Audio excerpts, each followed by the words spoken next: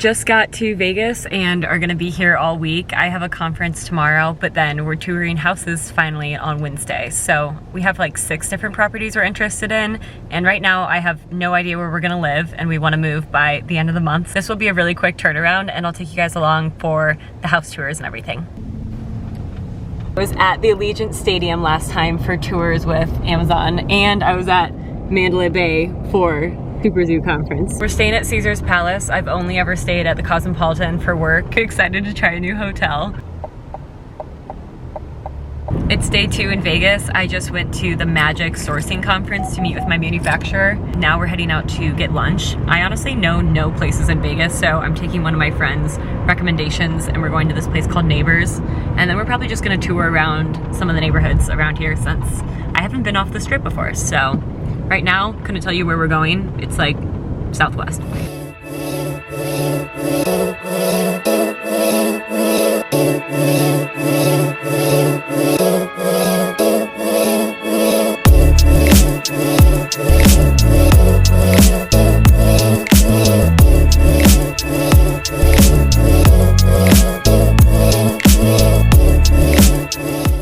It's day 3 in Vegas and we're officially doing the house tours today. I slept horribly last night, so I'm exhausted. Right now we're going to brunch at somewhere called Cafe Leon, I think, and I'm desperately in need of a coffee. And then our tours start at 1 this afternoon, and we're literally hitting 6 different houses within like an hour and a half, so it'll be very quick. I'll take you guys along, but first things first is caffeine. The only downside about my health ring is that when I know I sleep bad and then it confirms that I sleep bad, like on the app, I'm like, okay, well, I'm just off to a horrible start today. Everything on my app today was just showing red, so we're gonna try to fix that somehow.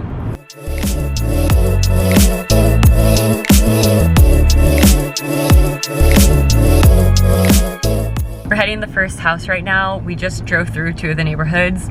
Honestly, the first one, don't love the neighborhood as much, but we're gonna go see it anyways. It was one of my least favorite houses to begin with, so not a big deal. And then the second one, I really, really liked the interior of the house. It had great lighting, and the neighborhood was pretty cute. There were kids. It seemed like a little bit nicer. There was a park, so we'll show you the first one and then we'll hop right over to this neighborhood and do the second one.